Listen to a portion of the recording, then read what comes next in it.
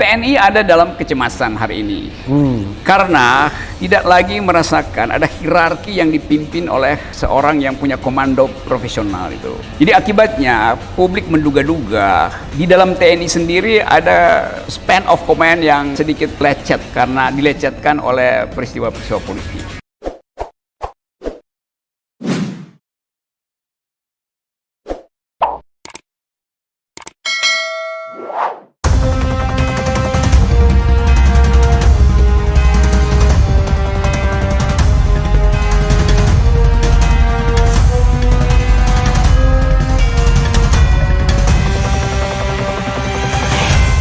Ya, Sobat RH sekalian, jumpa lagi kita di channel yang keren ini, Keren Cadas.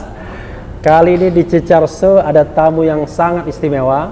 Jadi pertama-tama channel Refli Harun mengundang beliau, dan beliau itu seperti bom molotov, dinamit ya. Jadi untuk meledak lagi di Cicarso, saya undang lagi. Karena kalau di Cecar itu awal-awal, pertama kali beliau di Cecar Show, awal-awal juga saya undang beliau karena show itu berarti di depan.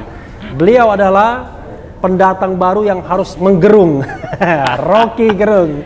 Oke, saya panggil Bung ya. Bung, Bang, Bro, suka-suka dah. Kenapa saya panggil Bung? Biasanya orang yang saya panggil Bung itu masih punya kans untuk menjadi calon presiden 2024. Itu kalau nggak dicercah. Kalau nggak dicercah. Soalnya kalau panggil Bang itu biasanya tadi ada Liu Sungkarisma, saya panggil Bang ya. Tapi kalau Babe Ridwan Sadi saya panggil Babe, tapi kalau Bang Rocky saya panggil Bung. Ya udah lengkap tuh. Babe Bang Bung. Bang Bung, Bung Rocky ya. Ya, Bung Rocky, Ref. Terima kasih ya sudah hadir yang kedua kalinya. Saya kalau sama Kalau Bung, bisa terima kasih nanti kalau udah hat-trick hadir ketiga. Oh, hadir ketiga ya. Hat-trick. Yang jelas saya sama Bung Rocky nggak perlu basa-basi ya.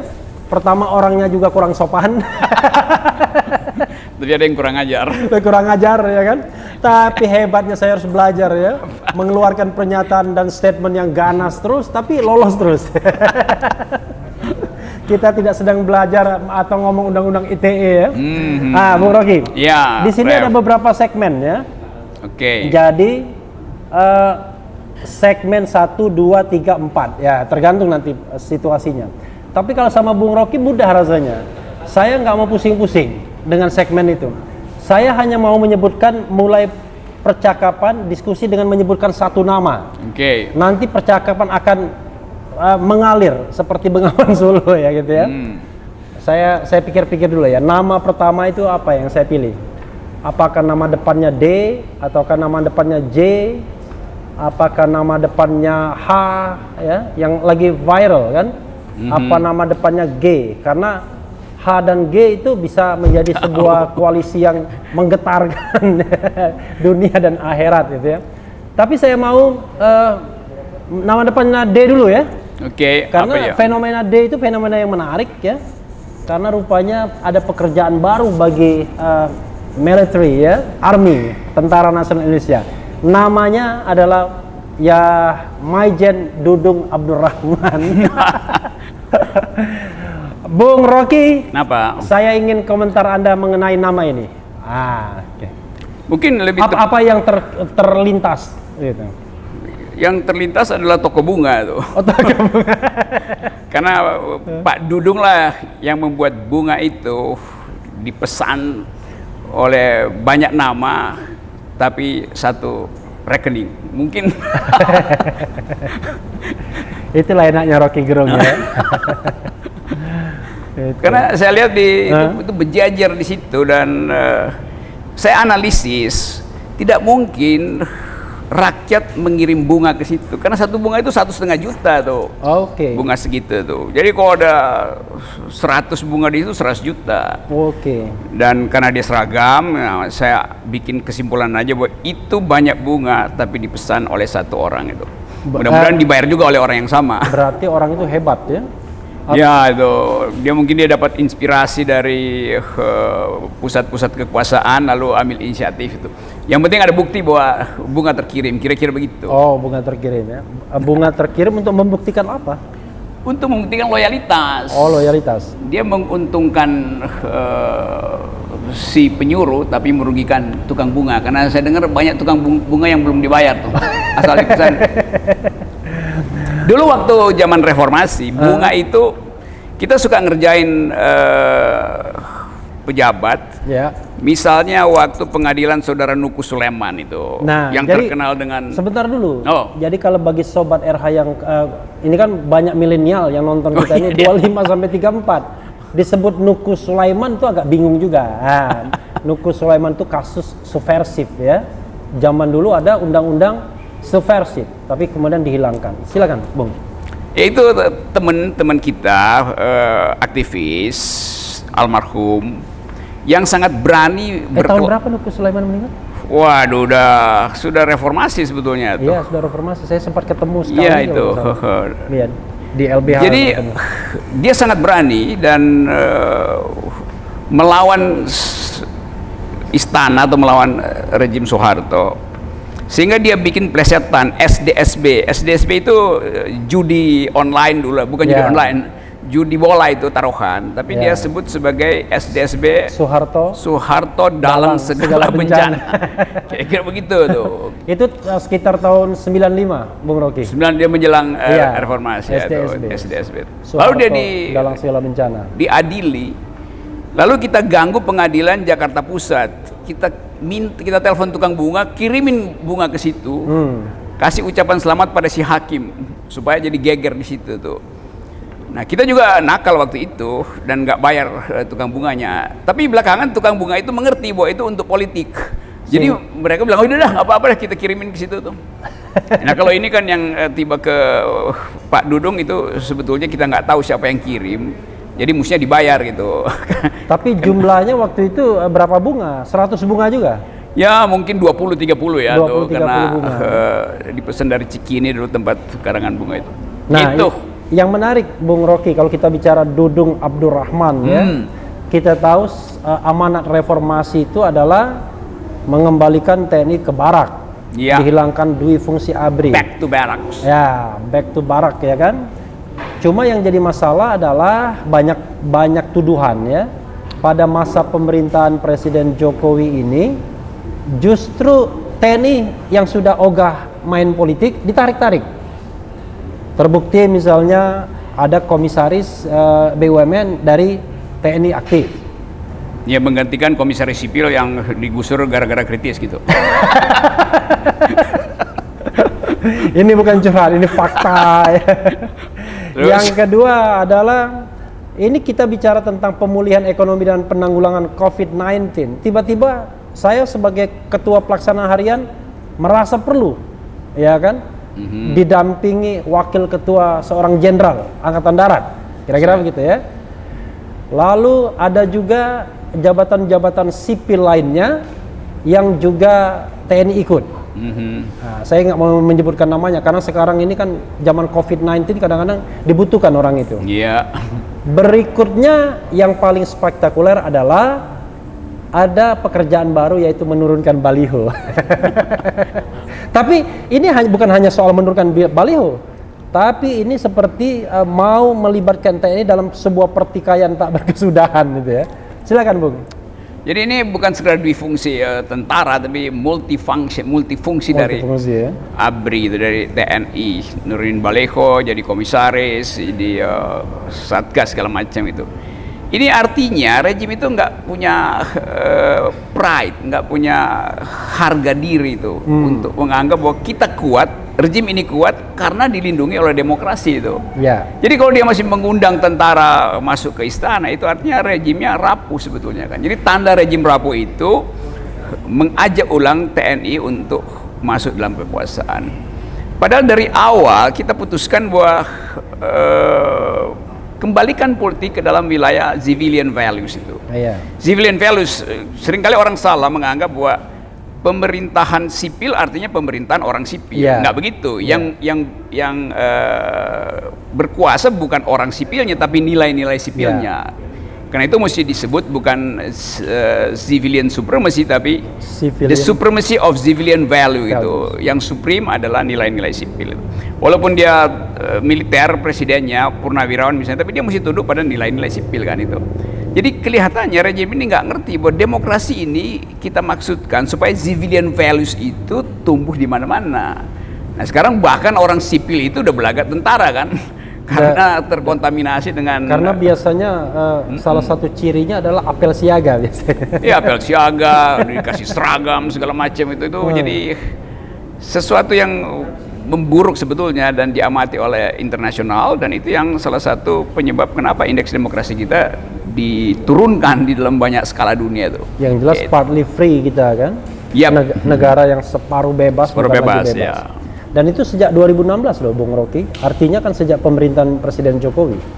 Ya, pemerintahan yang punya legitimasi kuat dia nggak memerlukan tambahan kekuatan sebetulnya, kan legitimasinya sendiri udah kuat.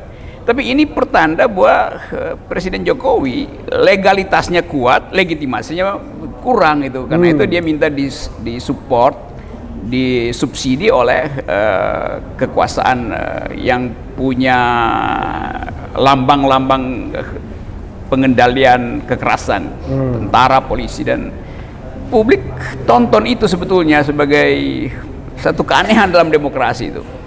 Dijamin oleh civilian values, tapi kepangkatan militer itu dioperasikan ke institusi sipil, kan itu buruknya tuh. Ya, saya ingin underline ya. Ya. Panglima TNI melalui Kapuspen TNI mengatakan tidak ada perintah dari Panglima TNI kepada Pangdam Jaya. KSP melalui Doni Gahral Adian ya. Ya, itu kan junior Bung Rocky kan di UI. Ya, pernah jadi asisten saya. Jadi mengatakan itu bukan perintah dari istana. Dia pastikan itu kan sebagai orang yang lalu lalang di televisi menjadi jubir KSP dan jubir untuk media ya. Oke. The question is ya kan, mungkinkah seorang Dudung ya itu melakukan itu secara independen?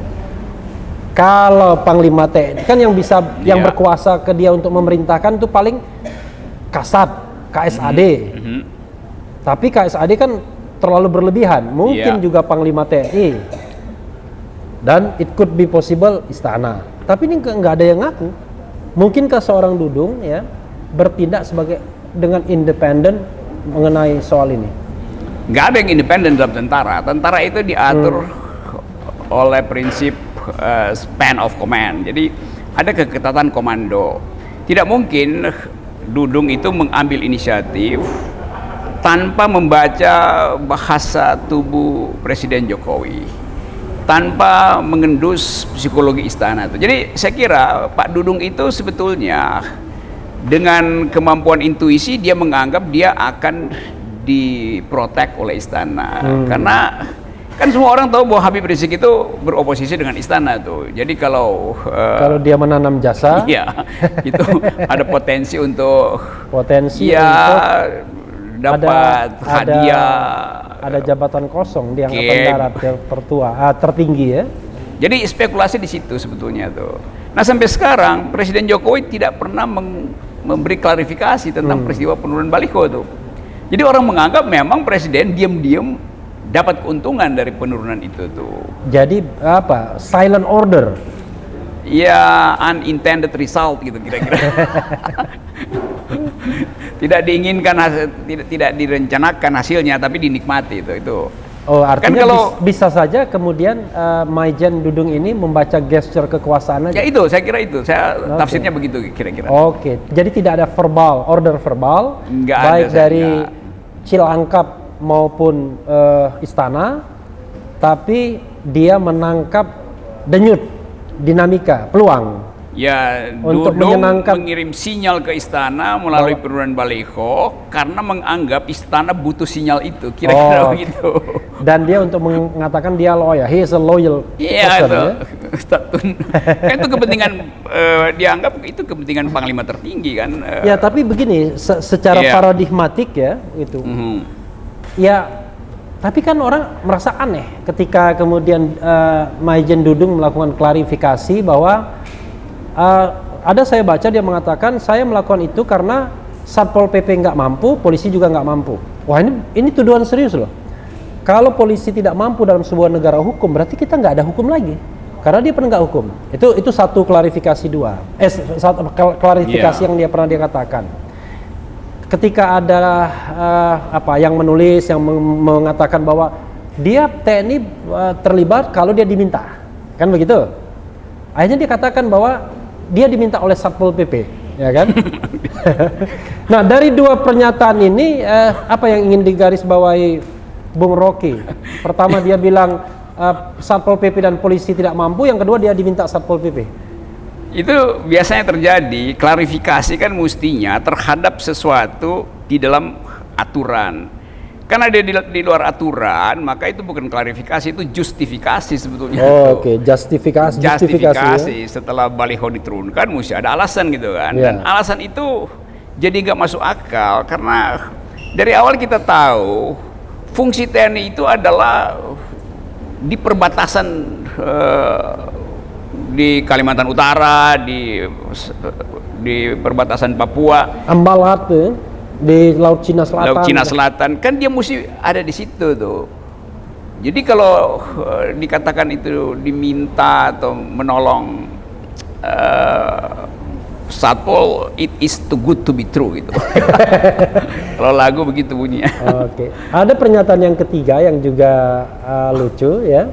Dia mengatakan, loh, kalau kita kaitkan dengan fungsi pertahanan ya, kan kalau konstitusi kan membagi pertahanan dan keamanan, kapan kerjanya? Itu kan. Ya dia ingin mengatakan ya kita nganggur-nganggur aja, serangan kagak ada, ancaman kagak ada, ya sudah turunkan baliho aja, kira-kira begitu ya. Ini tafsir saya sendiri, tapi dia mengatakan bahwa kapan kita mau kerjanya? Akibat dari cara berpikir itu akhirnya dia diserang bukan oleh militer asing tapi oleh mak-mak. Diserang oleh netizen kan. Nah kalau diserang netizen, tentara itu nggak punya kemampuan untuk membaca potensi serangan itu. Karena di dalam tentara ada prinsip namanya army readiness. Artinya kesiagaan 24 jam itu. Bahkan ketika dia piket, dia sebetulnya lagi inspeksi itu. Yeah. Nah akhirnya kita kehilangan doktrin itu. Kapan ada army readiness? Kalau setiap saat Panglima harus mengintai di mana Satpol yang nggak bekerja tuh, maka dia datang sendiri atas inisiatif sendiri kan. Jadi Anda tidak mampu, mari kami bantu. ya, jadi dia tafsirin sendiri kalau Satpolnya nggak bekerja itu berarti dia minta bantuan TNI. Itu kan melanggar. Walaupun dalam berita lain macam. saya baca Satpol PP mengatakan nggak pernah minta bantuan. Pasti Satpol PP dari awal tahu bahwa itu jawaban akal-akalan dari Pangdam kan. Karena kata FPI bilang kami baik-baik aja dengan Satpol PP, nggak ada masalah katanya. Iya, ini kan wilayah Tanah Abang itu, wilayah Petamburan itu semacam Bronx itu di New York, seluruh kejahatan ada di situ tuh. Tetapi orang ingin lihat ada semacam si pitung di Tanah Abang itu, maka Habib Rizik mengambil Si Pitung alih. dari gua hantu ya. Bang Pitung itu adalah Habib Rizik kan, Oke. bagi umat di situ tuh. Jadi justru Habib Rizik dianggap sebagai pelindung, bukan kriminal gitu kan. Oke. Nah karena itu waktu baliho diturunkan itu rakyat di situ juga merasa loh ini kan jagoan kita, jagoan yang melindungi kita. Ngapain dia balihonya dipaksa turun oleh tentara? Dan ya mungkin bisa juga dilakukan semacam diam-diam diturunin lalu difoto disebarkan. Ini pasang panser di situ kan. Itu artinya apa ada teroris di dalam situ yang mesti diciduk, itu kan berlebihan show of force-nya itu.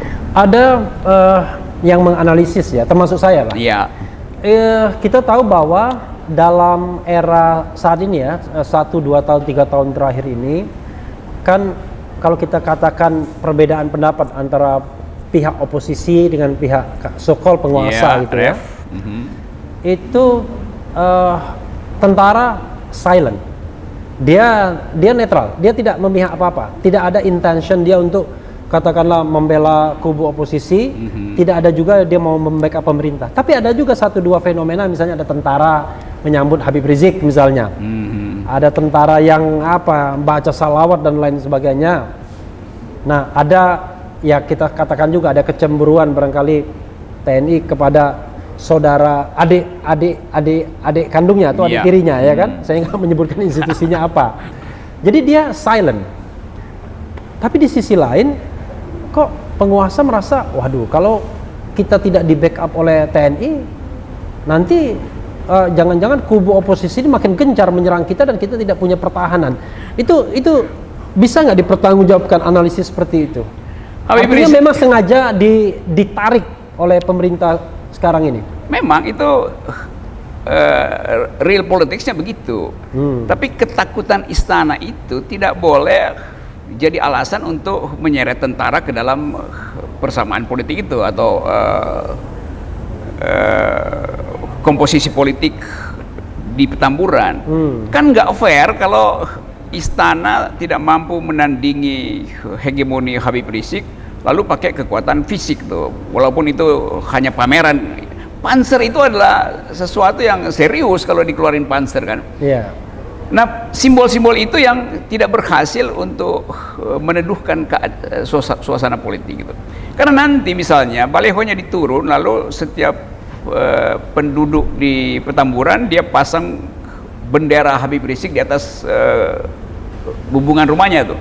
Bagaimana mungkin tentara masuk ke rumah, kan terlarang. Ada rencana 212 itu suruh mengibarkan bendera Habib Rizik. Ya, itu dan juga pakai baju kaos Habib Rizik. Ini di sini sudah ada yang mau menjadi produsen. Ya kan, itu kan kegembiraan orang menyambut pemimpinnya. Si pitung balik lagi, kira-kira begitu kalau kata orang Betawi itu. Jadi hak dari publik untuk merayakan 212, merayakan Habib Rizik. Jadi mesti dianggap itu sebagai festival politik biasa aja tuh.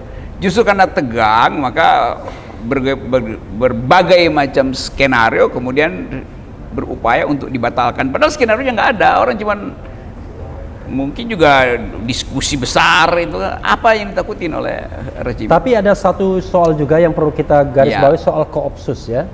Koperasi, saya bilang koperasi lagi. Komando Operasi Khusus, Koopsus. Itu pasukan elit yang dibentuk tahun 2019 masa Panglima TNI Hadi Cahyanto. Ya, orang mengatakan karena Hadi Cahyanto ini berasal dari AU dan kita tahu pasukan elit itu banyak yang ada di darat ya kan.